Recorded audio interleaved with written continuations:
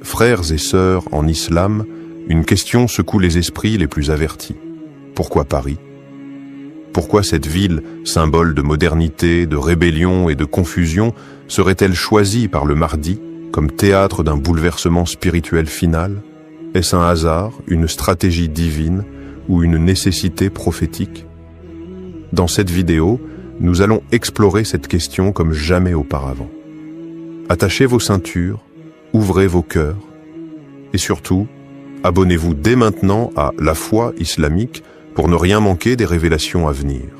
Que la paix et la lumière d'Allah soient dites sur ceux qui cherchent sincèrement la vérité. Bismillah, walhamdu, lillah, wassalatu, wassalamu, ala rasoulillah. Ô Seigneur des cieux et de la terre, toi qui guides qui tu veux vers la vérité, fais de cette vidéo un moyen de réveiller les cœurs, d'éclairer les esprits et de rapprocher les âmes de ton chemin droit. Amen. Partie 1. Le cœur de l'Occident sous surveillance divine. Il suffit de lever les yeux. Paris. Ce nom évoque des images gravées dans l'inconscient collectif. La tour Eiffel illuminée, les cafés animés, les révolutions idéologiques, les débats sans fin sur la liberté. Mais derrière cette façade romantique se cache une autre réalité. Une fracture invisible. Un malaise qui s'enracine. Une soif spirituelle que la laïcité n'a jamais su étancher.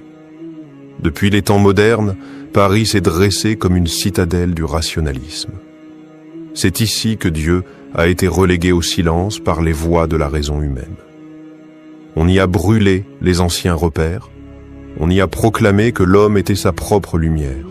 Et pourtant, dans l'ombre des gratte-ciel et des avenues, une autre lumière ne cesse de briller. Celle d'un islam discret mais vivant, silencieux mais résistant. Des mosquées surgissent entre les immeubles. Des jeunes récitent le Coran dans les RER. Des femmes voilées défitent les regards dans les rues de République. Ils sont là, invisibles pour certains, mais visibles pour celui qui voit tout. Le cœur de l'Occident bat au rythme d'une tension spirituelle. Et c'est précisément là que le regard d'Allah se pose. Le prophète n'a jamais parlé directement de Paris, mais les hadiths parlent de l'Occident, du chaos, de l'injustice, et d'un homme qui viendra redresser ce qui a été tordu. Certains savants évoquent un lieu où la foi semble éteinte, mais où une étincelle subsiste. Et cette étincelle, c'est peut-être ici, dans cette ville fière et fragile à la fois, qu'elle se transformera en flamme. On ne choisit pas Paris par hasard. Paris, c'est une scène, une vitrine du monde. Quand Paris parle, le monde écoute. Quand Paris s'émeut, les caméras tournent. C'est une ville qui ne peut être ignorée. Et si le Mahdi doit apparaître pour être entendu de tous, alors il doit se montrer là où tout résonne plus fort. Pas dans les déserts oubliés, ni dans les villages reculés, mais là où chaque mot devient viral, chaque geste devient signal. Il faut comprendre une chose, le Mahdi n'est pas un homme de tribu ni un réformateur local. Il est un signe pour l'humanité entière. Et pour que l'humanité le voie, il doit se tenir au sommet de l'attention mondiale. Là où les projecteurs sont allumés en permanence. Là où les puissants se rassemblent. Là où les faibles crient mais ne sont jamais entendus. Là, il parlera. Paris, dans sa beauté, porte aussi les cicatrices de l'arrogance humaine. Mais Allah aime renverser les puissances. Il aime prendre les lieux inattendus pour en faire des points d'émergence. Il a sorti Moïse de la maison de Pharaon. Il a fait descendre la révélation dans le désert de la Mecque, loin des empires établis. Alors pourquoi ne ferait-il pas jaillir la justice depuis Paris, le centre même de ceux qui croient pouvoir imposer leur vision du monde? Le Mahdi n'est pas un symbole pour les musulmans uniquement. Il est un rappel pour l'humanité entière. Il vient non pas pour s'intégrer dans le monde, mais pour le réformer. Et il commence là où le monde est le plus sûr de lui-même. Là où le monde pense que Dieu est mort. Là où les grandes idées se sont construites et où elles doivent être déconstruites. Le cœur de l'Occident, sous son apparente sécurité, est observé par celui qui ne sommeille jamais. Allah regarde. Il voit les injustices, les abus, les manipulations. Il voit aussi les prières des faibles, les larmes des croyants, les invocations nocturnes dans les chambres anonymes des HLM. Et c'est peut-être pour cela que Paris a été choisie, non pas parce qu'elle le mérite, mais parce qu'elle en a besoin. Partie 2. Une capitale sur le fil du jugement. La ville ne dort jamais. Les néons clignotent encore à 3 heures du matin. Les klaxons s'entrechoquent dans le chaos d'un monde qui court, sans savoir où. Paris ne connaît pas le silence. Elle l'évite, elle le redoute. Car dans le silence, une vérité pourrait se faire entendre. Et cette vérité, c'est que l'horloge tourne vers une fin, vers un basculement. Sur les toits des immeubles, les anges notent. Dans les égouts, les démons murmurent. Et entre les deux, les hommes avancent, souvent aveugles, souvent pressés, inconscients, qu'ils marchent sur le fil du jugement. Le Mahdi ne vient pas dans un monde stable. Il ne descend pas dans la paix, mais dans la crise. Il surgit quand l'équilibre est rompu. Et aujourd'hui, Paris tremble. Pas de guerre déclarée, pas d'explosion dans les rues, mais un grondement profond, sourd, que l'on sent sous la surface. Une tension qui ne dit pas son nom, mais qui étreint les cœurs. Quelque chose va éclater. Les signes sont là. L'insécurité devient la norme. Les banlieues sont à l'abandon. La peur de l'autre s'installe. L'identité nationale devient une obsession. Et l'islamophobie n'est plus dissimulée, elle est assumée. Elle s'affiche sur les plateaux télé. Elle se grave dans les lois. On parle d'interdiction, de dissolution, de surveillance. La Oumma est prise pour cible. Mais Allah a ses plans. Ce que les puissants croient contrôler, lui l'oriente avec une sagesse invisible. Le prophète a dit « Vous suivrez les pas de ceux qui vous ont précédés, même si ceux-ci entraient dans le terrier d'un lézard, vous les suivriez. » Et c'est ce que nous voyons aujourd'hui. L'Occident s'est engouffré dans la décadence, et ceux qui s'y sont fondus ont perdu la direction. Le Mahdi viendra pour briser cette imitation aveugle, pour montrer que la vérité ne se plie pas aux tendances du moment. Il viendra à Paris, parce que Paris est le théâtre parfait pour ce retournement. C'est ici que la statue de la République brandit la liberté, pendant que les musulmans sont surveillés pour leurs prières. C'est ici qu'on célèbre les droits de l'homme, tout en enfermant ceux qui dénoncent les injustices de la Palestine. C'est ici qu'on prêche la tolérance, tout en haïssant ceux qui portent un simple voile. Ce double discours est insoutenable. Et le Mahdi le fera exploser. Il mettra la lumière là où il y avait l'ombre. Il fera parler ceux qu'on avait réduits au silence. Il tendra la main là où on n'a semé que le rejet. Et cela ne se fera pas sans douleur, car les systèmes se défendent. Ils frappent avant de tomber. Il y aura des cris, des mensonges, des campagnes de diffamation. On dira que cet homme est un extrémiste, un sorcier, un danger. On le combattra avec les mots et les armes. On dira que c'est un imposteur, mais les cœurs purs sauront. Ils reconnaîtront dans ses yeux la sincérité, dans ses paroles la vérité, dans sa démarche la promesse. Et c'est à Paris que ce combat commencera. Pas avec des épées, mais avec les mots. Pas avec des bombes, mais avec le choc des visions. D'un côté, un monde en chute libre, ivre de lui-même. De l'autre, un homme guidé par la lumière divine, porteur de justice. Ce ne sera pas une révolution comme les autres, ce sera un rappel, une secousse spirituelle. Et elle commencera là où l'orgueil humain a atteint son apogée. Partie 3. Là où les cœurs cherchent sans le savoir. Il y a dans Paris des visages qui ne prient pas, mais qui pleurent la nuit. Il y a des âmes qui errent dans les couloirs du métro, le regard vide, le cœur assoiffé, sans savoir ce qu'elles cherchent réellement. Ce n'est pas le manque d'argent, ce n'est pas l'amour d'un autre, c'est le manque d'Allah. Et pourtant, dans cette ville souvent décrite comme perdue, se cachent des lumières. Pas celles de la Tour Eiffel ou des vitrines de luxe, non, des lumières discrètes. Celles d'un jeune qui récite Surat al-Kahf dans le RER. d'une mère voilée qui élève seule ses enfants dans l'amour du prophète, d'un converti qui, après avoir tout perdu, a trouvé l'islam dans une mosquée du 19e arrondissement. Ces cœurs-là, Allah les voit, car Paris n'est pas seulement un champ de bataille idéologique, c'est aussi un lieu de réveil, de retour, de prise de conscience profonde, et c'est peut-être cela, le secret.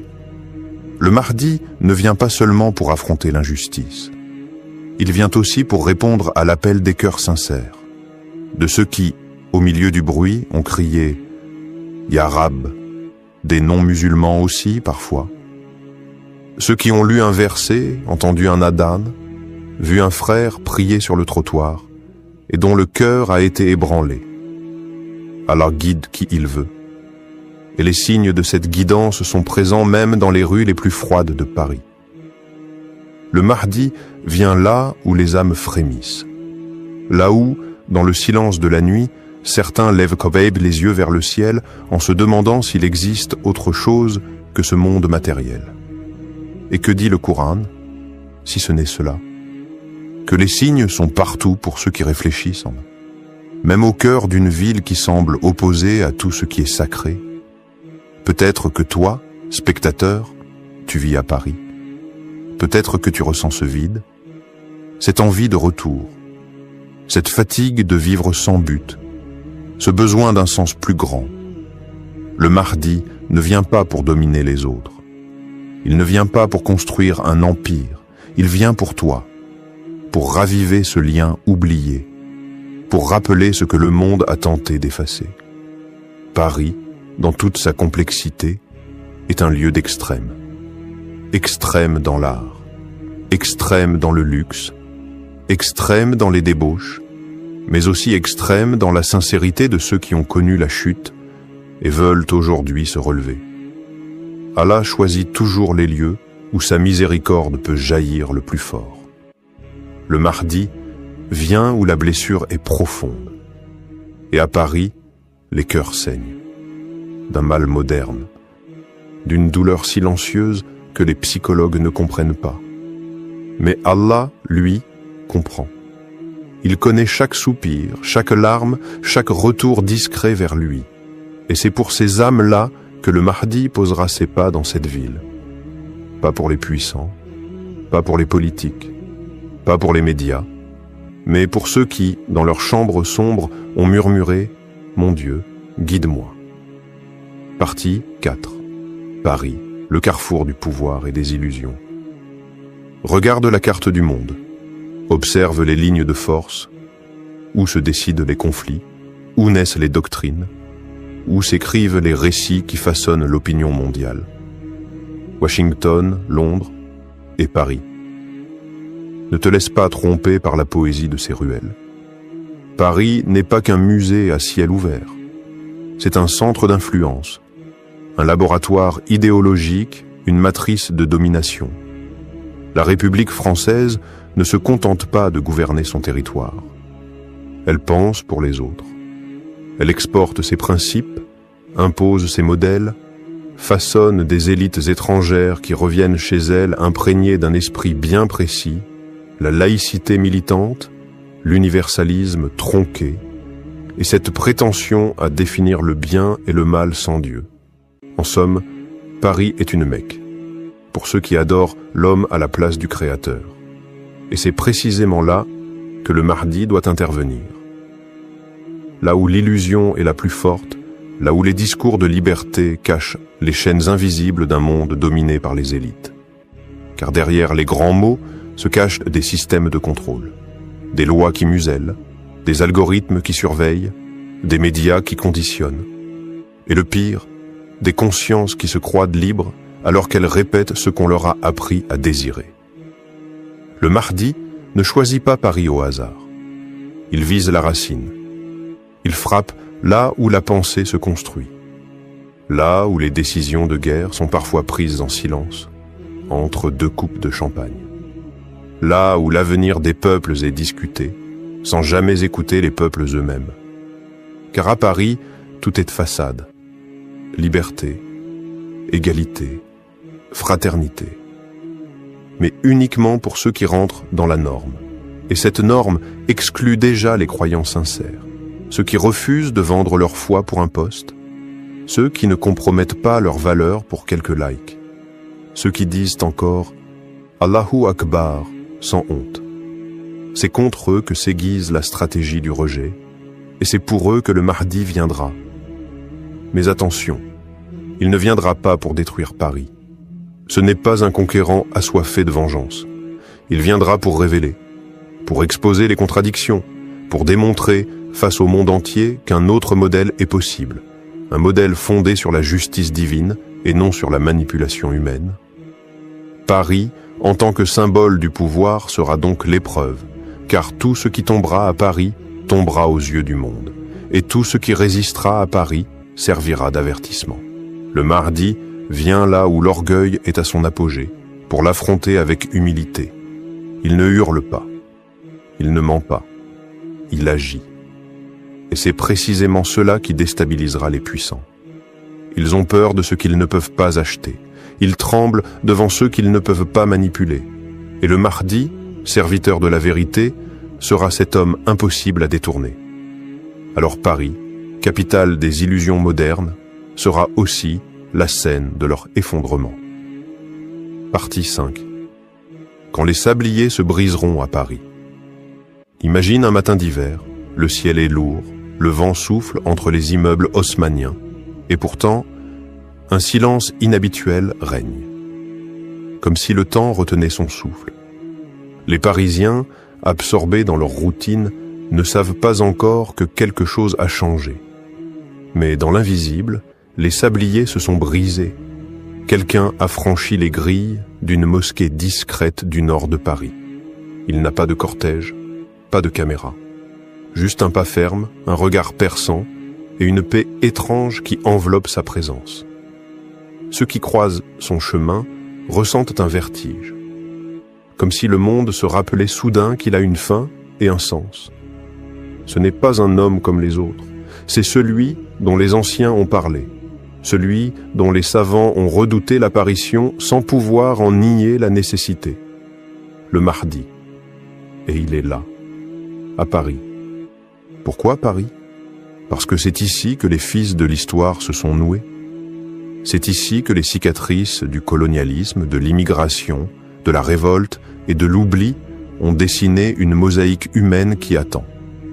Une mosaïque fracturée, mais pas éteinte.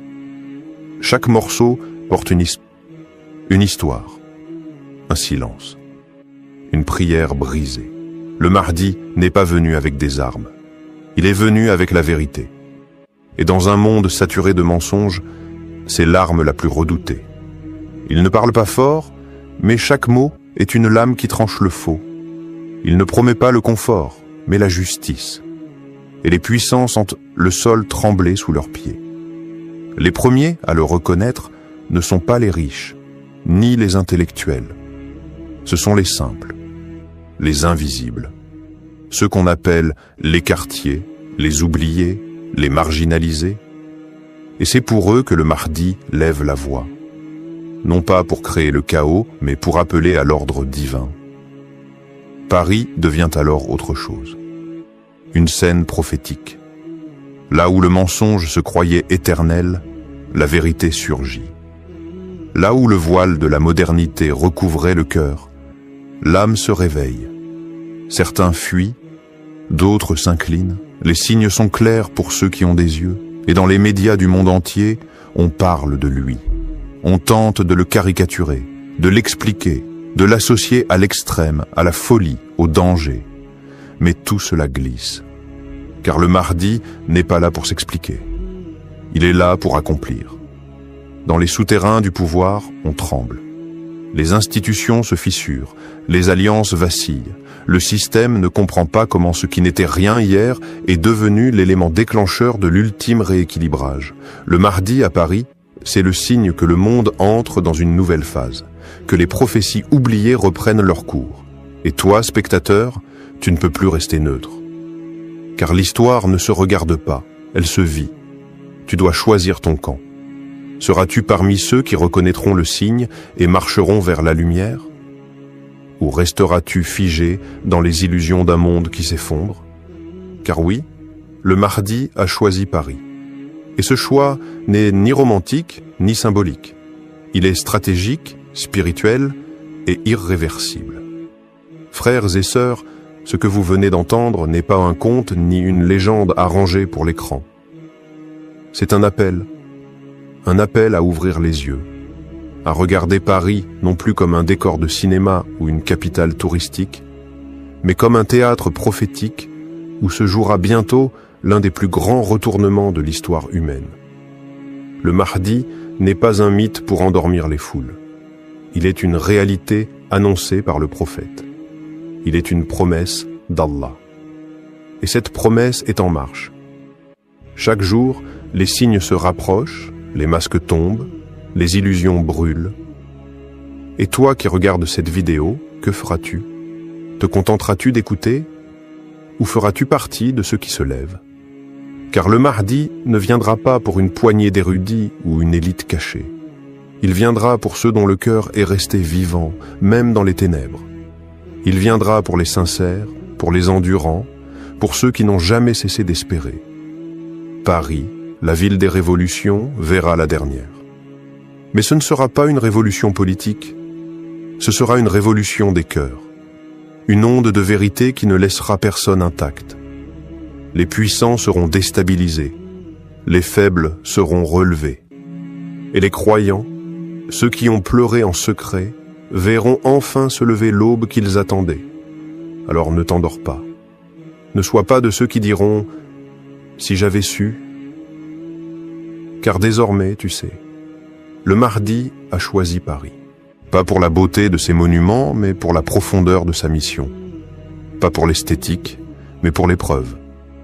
Et cette épreuve commence maintenant.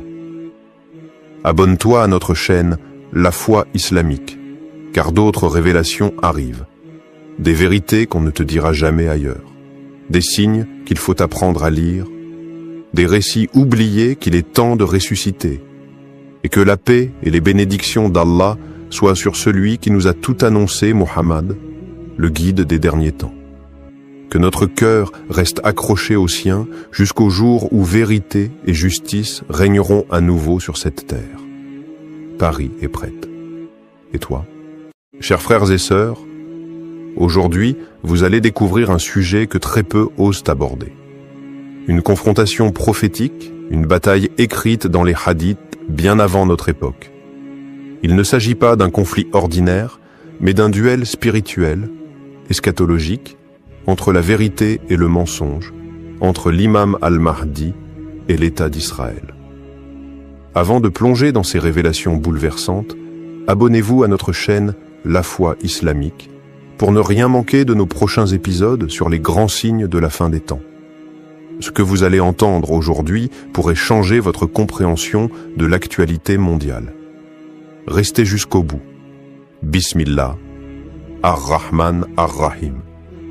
Louange à Allah, le Très-Haut, le détenteur des armées invisibles, le maître du destin et des prophéties. Partie 1. Les prophéties oubliées sur la confrontation avec Israël. Il existe dans la tradition prophétique des paroles que l'on récite sans toujours oser les méditer.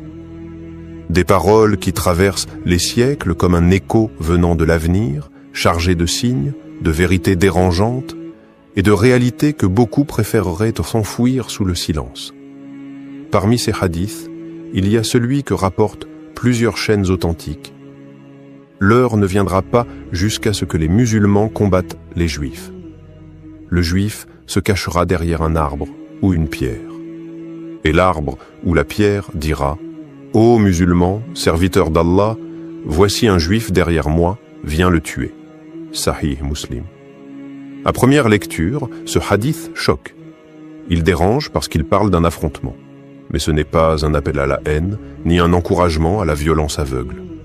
C'est une prophétie, un moment d'histoire future, annoncé par le messager, dans un contexte spirituel, cosmique, où les camps ne sont pas définis par l'origine ethnique, mais par la posture face à la vérité. L'ennemi mentionné ici n'est pas simplement le juif en tant qu'individu.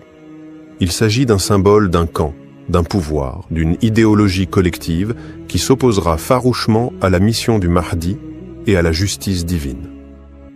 D'ailleurs, ce hadith ne parle pas d'un conflit ethnique, mais d'un affrontement eschatologique entre les forces de la foi et celles de l'arrogance ultime dans les derniers instants de ce monde. Ce qui est saisissant dans cette prophétie, c'est l'intervention de la nature elle-même, les pierres, les arbres, des éléments inertes, silencieux, vont se mettre à parler. Pourquoi? Parce que l'injustice sera telle que même la création d'Allah ne pourra plus rester passive. L'arrogance humaine aura dépassé toutes les limites. Et alors, la terre elle-même choisira son camp. Ce hadith, souvent mal interprété ou utilisé par certains pour justifier des discours extrémistes, doit être replacé dans le cadre des grands signes de l'heure. Le Mahdi apparaîtra à une époque où le monde aura sombré dans l'obscurité. Les oppresseurs seront puissants, organisés, dotés de technologies avancées et soutenus par des alliances mondialement établies. L'État d'Israël, qui aujourd'hui occupe la terre bénie d'Al-Qoud, deviendra l'un des centres nerveux de cette opposition finale. Et dans ce tumulte mondial, la prophétie se réalisera. Les musulmans ne chercheront pas cette guerre, mais elle leur sera imposée. Le Mahdi ne sera pas un conquérant avide de pouvoir, mais un restaurateur de l'ordre divin qui devra affronter ceux qui auront refusé la paix et la justice.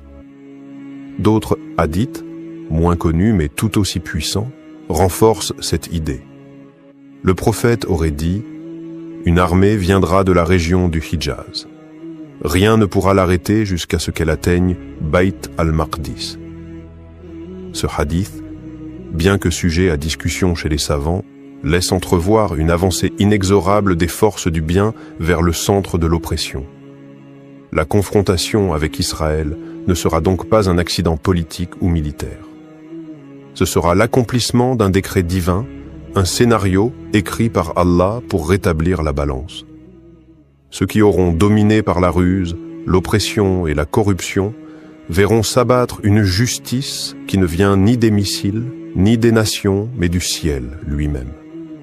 Dans cette prophétie, ce ne sont pas seulement les armes qui parleront, c'est la terre elle-même qui jugera.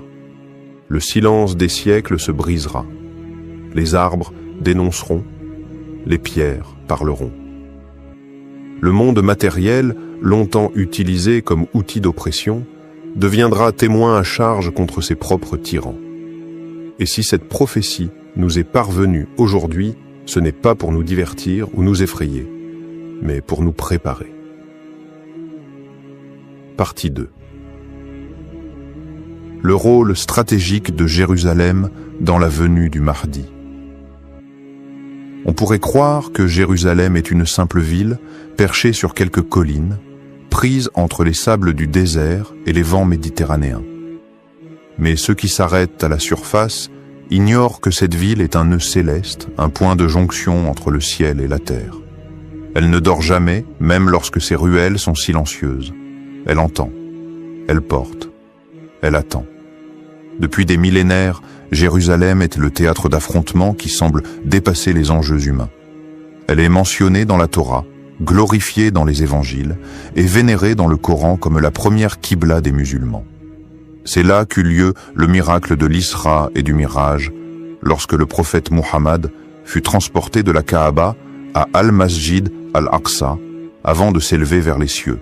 Et ce n'est pas un hasard, car le voyage du Mahdi commence là où celui du prophète a culminé, à Jérusalem. Jérusalem est le centre spirituel de la fin des temps.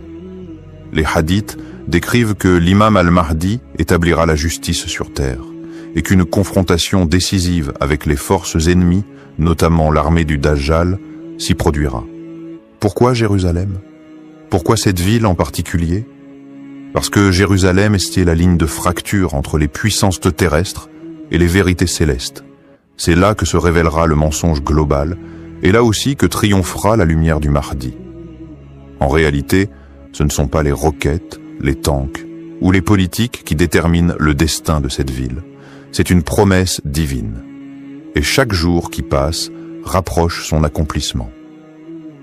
Israël, en s'imposant sur Jérusalem, croit tenir un bastion. Mais la prophétie dit tout autre chose. Le prophète a affirmé « Un groupe de ma communauté ne cessera de se battre pour la vérité, victorieux, jusqu'à ce que vienne l'ordre d'Allah alors qu'ils seront à Jérusalem. » Muslim, Ahmad. Ces gens-là seront les précurseurs. Ceux qui, selon certains avis, accueilleront le Mahdi et lui prêteront allégeance à Jérusalem, ou juste avant. C'est un lieu de ralliement, un point d'union pour la vérité. La ville devient un mihrab eschatologique, un endroit vers lequel converge la prière des cœurs sincères et la stratégie des anges. Mais aujourd'hui, Jérusalem est déchirée. Elle est occupée, surveillée, militarisée. Pourtant, c'est dans cette oppression que les signes se multiplient. Des jeunes résistants qui, sans armes ni stratégie, affrontent les puissances armées. Des miracles cachés dans les ruelles de la vieille ville. Des voix de muezzin qui continuent de s'élever malgré les murs. Tout cela annonce que le sol est vivant. Il prépare quelque chose. Et ce quelque chose, c'est l'arrivée d'un homme, guidé non pas par les intérêts d'une nation ou d'un groupe, mais par la lumière d'une mission divine. Le Mahdi ne choisira pas Jérusalem comme un stratège choisit un champ de bataille. Il y sera attiré, guidé, appelé, car c'est là que l'histoire se dénoue, que les secrets s'accomplissent. Le rôle stratégique de Jérusalem ne se comprend qu'à la lumière des hadiths. C'est là que Jésus, Issa, descendra, là que le Dajjal sera tué, là que la prière derrière le Mahdi aura lieu. Le cœur du monde bat à Jérusalem, même si la planète semble l'ignorer. Ce n'est donc pas une ville parmi d'autres. C'est le point final et initial de l'histoire prophétique. Et lorsque les tensions y atteindront leur paroxysme, ce ne sera pas un chaos sans sens, mais la preuve que le plan divin s'active. Lentement, sûrement. Partie 3. Le Mahdi est l'armée des croyants face à l'État sioniste. L'accomplissement d'un décret divin. Il viendra un jour où le monde sera forcé de choisir son camp. Ce ne sera pas un choix entre deux drapeaux, ni entre deux idéologies politiques.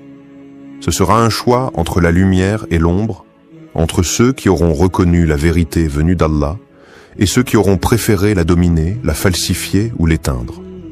Lorsque le Mahdi apparaîtra, il ne le fera pas dans le confort ni dans la paix. Il surgira dans un monde brisé, un monde où l'oppresseur sera célébré et où les peuples soumis vivront dans le silence et la peur. C'est dans ce décor que se lèvera l'armée des croyants. Une armée qui n'aura ni la technologie des superpuissances, ni les milliards des multinationales, mais qui sera portée par la foi, l'amour d'Allah et la certitude des promesses prophétiques. Face à eux se tiendra l'État sioniste, fort de ses alliances, de ses arsenaux, de son influence sur les puissances mondiales. Mais dans la balance divine, la force ne se mesure pas à la quantité des missiles ni au nombre de satellites. Elle se mesure à l'intention, à la vérité défendue et au décret d'Allah. Car ce combat ne sera pas une initiative humaine. Il ne sera pas motivé par la haine ni par la revanche. Il sera le prolongement d'un décret divin. Un décret annoncé depuis des siècles dans les récits prophétiques et que nul ne pourra retarder ni empêcher. Le Mahdi ne mènera pas une guerre de conquête, mais une guerre de purification. Il viendra libérer ce que les puissants ont voulu souiller, restaurer ce que les arrogants ont détruit, la justice. Et cette armée qui le suivra, ce ne sera pas une armée de fanatiques ni de soldats ordinaires. Ce seront des croyants endurcis par les épreuves, des hommes et des femmes dont les cœurs vibreront au rythme du rappel d'Allah.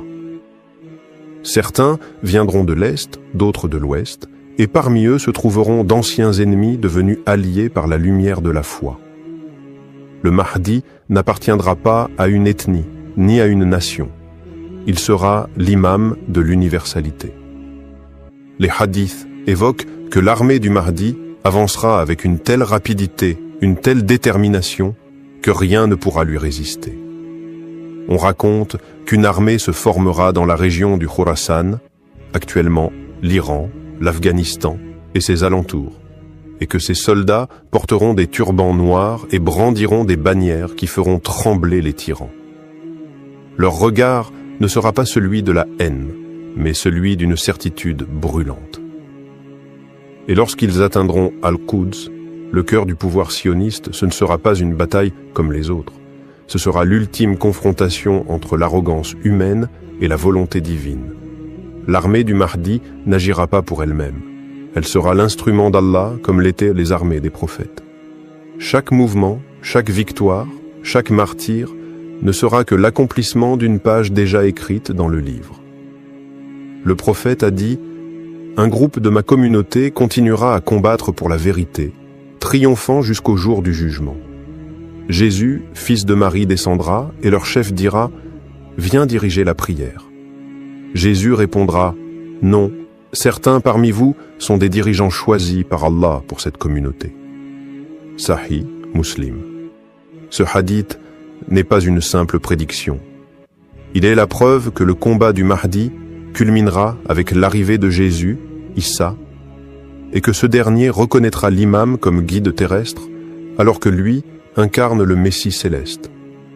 Deux figures unies, deux missions qui convergent vers une seule victoire, l'effondrement de l'ordre injuste et la naissance d'un monde réconcilié avec son Créateur. Et lorsque l'armée du Mahdi affrontera les forces sionistes, ce ne sera pas seulement une guerre militaire. Ce sera une rupture avec l'histoire telle qu'on la connaît, un basculement du pouvoir, une vérité insupportable pour les tyrans, mais libératrice pour les opprimés. Partie 4. Le Dajjal, les sionistes et la grande illusion. Qui tire vraiment les ficelles? Et si ce que vous voyez n'était qu'un mirage? Et si le monde tel qu'on vous l'a présenté depuis l'enfance, les puissances, les alliances, les conflits, n'étaient qu'un rideau de fumée? Derrière ce rideau, il y a un nom que même les enfants apprennent à craindre, le Dajjal. Mais ce que beaucoup ignorent, c'est que le Dajjal ne surgira pas de manière soudaine. Il ne tombera pas du ciel, il ne sortira pas du néant. Son système est déjà en marche. Il a ses pions, ses relais, ses ingénieurs, ses architectes, et dans les rouages de cette machine obscure, le sionisme joue un rôle central. Le Dajjal, que le prophète a décrit comme l'ultime épreuve de l'humanité, est le maître de l'illusion. Il montrera le paradis et ce sera l'enfer. Il montrera l'enfer et ce sera le paradis. Il parlera de paix, mais il sèmera la guerre. Il promettra les saluts, mais livrera les âmes à la perdition. Son arme la plus redoutable, ce n'est pas la force brute. C'est la manipulation de la perception. Et aujourd'hui, le monde est prêt. L'homme ne croit plus ce qu'il voit avec son cœur, mais ce que lui disent les écrans. Les vérités sont tordues, les mensonges maquillés en dogmes. On glorifie les puissances qui bombardent, on diabolise les peuples qui résistent. On appelle cela la diplomatie, la démocratie, le progrès. Mais est-ce vraiment cela? Le prophète Muhammad a dit « Il n'y a pas de tribu à qui le Dajjal ne sera pas envoyé ». Et dans une autre version, il viendra avec une illusion si puissante qu'elle séduira même les cœurs fermes, à moins que la miséricorde d'Allah ne les protège. Or, si l'on observe le monde avec un regard lucide, on comprend que le système du Dajjal est déjà actif. Ce système a une capitale, une idéologie, des symboles. Et parmi ses piliers visibles, le sionisme mondial. Attention, il ne s'agit pas ici de parler des Juifs en tant que peuple, car l'islam respecte les gens du livre, mais de cette entité politique et messianique qui prétend préparer la venue de leur Messie, mais en vérité prépare l'arrivée du Dajjal. Les symboles sont là, l'œil unique que l'on retrouve dans les logos, les statues, les films, le contrôle global, les réseaux de surveillance, la digitalisation extrême, la fusion entre l'homme et la machine, tout cela vise à créer une humanité sans spiritualité, une société où le Dajjal pourra régner sans résistance. Et ce n'est pas un hasard si l'État sioniste s'impose aujourd'hui comme un centre technologique mondial, contrôlant des données, des intelligences artificielles, des laboratoires. Ce n'est pas une question de progrès. C'est une guerre contre la vérité. La confusion est telle que ceux qui parlent du Mahdi sont considérés comme dangereux. Ceux qui dénoncent le faux sont qualifiés d'extrémistes. Mais ce que le système ne comprend pas, c'est que le plan divin dépasse ses calculs. Et le Dajjal, malgré sa puissance, est prisonnier d'un délai fixé par Allah. Il apparaîtra, il séduira, mais il sera anéanti. Par Jésus, Issa, dans une scène qui aura lieu non loin de Jérusalem, après qu'il ait tenté de s'imposer comme le Messie attendu. Alors, qui tire les ficelles? Qui contrôle les récits médiatiques, les alliances politiques, les guerres ciblées? Ce n'est pas toujours visible.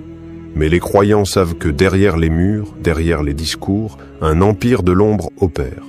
Et ce que le Mahdi viendra détruire, ce n'est pas seulement une armée, mais toute une matrice fondée sur le mensonge. Le vrai combat est invisible, mais il se rapproche. Partie 5. Le triomphe final. Quand la justice divine s'abat sur l'oppression, le vent souffle doucement sur les terres sacrées de Jérusalem, mais ce n'est plus le vent que nous connaissons. C'est le souffle de la vérité, celui qui précède la pluie bienfaisante de la justice divine. Car bientôt, les ténèbres de ce monde se dissiperont. La fin de la domination des oppresseurs ne sera pas une simple révolte humaine. Ce sera la clarté du ciel sur la terre, l'instant où le Tout-Puissant mettra fin à la tyrannie de l'arrogance. Le Mahdi est arrivé. Non pas comme un homme seul, mais comme l'incarnation de l'espoir d'un monde meilleur, un monde réconcilié avec son Créateur. Sa lumière, éclatante et incontestable, éblouira ceux qui l'avaient ignoré. Car dans l'instant où il se dressera, les armes des oppresseurs deviendront des fardeaux inutiles, et la terre tremblera sous le poids de la justice qui s'annonce. Ce jour-là, les cieux se feront écho des anciennes promesses d'Allah. Le Dajjal, dans sa fausse gloire, vacillera et tombera. Tout ce qu'il a construit avec des illusions se transformera en poussière. Ces mirages s'évaporeront comme un rêve dissipé au matin. Ce ne sera pas seulement la défaite de son armée, mais celle de son système. Un système qui a traversé les âges, basé sur le mensonge, la division et l'obscurité. La terre, qui a tremblé sous le poids des oppressions, se réjouira à l'aube de la vérité. Car lorsque la justice d'Allah s'abat sur l'injustice humaine, c'est toute la création qui exulte. Les oiseaux chanteront, les rivières danseront, et le vent portera l'odeur de la liberté retrouvée. Il est dit dans les hadiths que le Mahdi n'arrivera pas seul. Il sera accompagné par Issa, Jésus, le messager de la paix, descendant du ciel pour achever ce qui avait été commencé. Le Messie, porteur de la lumière de la vérité, rétablira la balance entre les peuples. Les injustices accumulées pendant des siècles seront effacées d'un seul geste de sa main. Ce n'est pas une guerre de conquête, c'est une guerre de rédemption. Une rédemption qui ne concerne pas uniquement les musulmans, mais toute l'humanité. Le Mahdi, par sa sagesse et sa foi, rétablira le droit et la justice pour que chaque être humain, qu'il soit croyant ou non, puisse goûter à la paix véritable. Le prophète a dit « Quand le Mahdi viendra, il régnera sur la terre avec justice. Il remplira la terre de justice et d'équité, comme elle a été remplie d'injustice et de tyrannie. » Sahih Muslim. Imaginez un monde où la peur ne gouverne plus, où les chaînes des opprimés sont brisées, où chaque individu, quel que soit son passé, peut se tenir droit sous le ciel d'une justice retrouvée. Ce monde est le fruit d'un effort collectif, porté par ceux qui ont cru dans la promesse d'Allah et qui ont travaillé sans relâche pour voir ce jour arriver. Le Mahdi est l'incarnation de cette promesse. Le chemin du Mahdi est celui de la réconciliation, mais aussi de l'apurement spirituel. Chaque instant de son règne marquera l'élévation de l'âme humaine, de la communauté musulmane, mais aussi de l'humanité entière. Ce n'est pas la vengeance d'un peuple qui réclame sa dignité, mais l'équité d'un créateur qui rétablit l'harmonie perdue. Quand la justice divine s'abattra sur l'oppression, il ne restera que la vérité, pure et éclatante. Ceux qui ont vu la lumière seront sauvés, et ceux qui ont persisté dans les ténèbres seront écartés. C'est alors qu'Allah, dans sa miséricorde infinie, offrira à chaque âme la paix qu'elle a toujours cherchée, mais qu'elle n'avait jamais trouvée. Ce sera le jour de l'accomplissement ultime, lorsque tout ce que nous avons connu jusqu'à ce jour deviendra une légende, un conte raconté sous l'ombre du trône d'Allah. Frères et sœurs, ce n'est pas simplement une guerre de territoire. C'est une guerre entre le faux et le vrai, entre l'obscurité de l'arrogance et la lumière de la foi. Le Mahdi ne viendra pas pour conquérir, mais pour rétablir la justice d'Allah sur une terre défigurée par l'injustice. Sommes-nous prêts à faire partie de ses compagnons? Sommes-nous prêts à tenir bon, même seuls quand les autres fuiront? Car le jour où le Mahdi apparaîtra, les masques tomberont, les alliances se briseront et seule la sincérité restera debout. Abonnez-vous maintenant à la foi islamique et préparez-vous à découvrir dans nos prochaines vidéos ce que les savants, les puissants et les ennemis de la vérité ne veulent pas que vous sachiez. Qu'Allah nous guide, nous protège et fasse de nous les soldats de la vérité. Amin.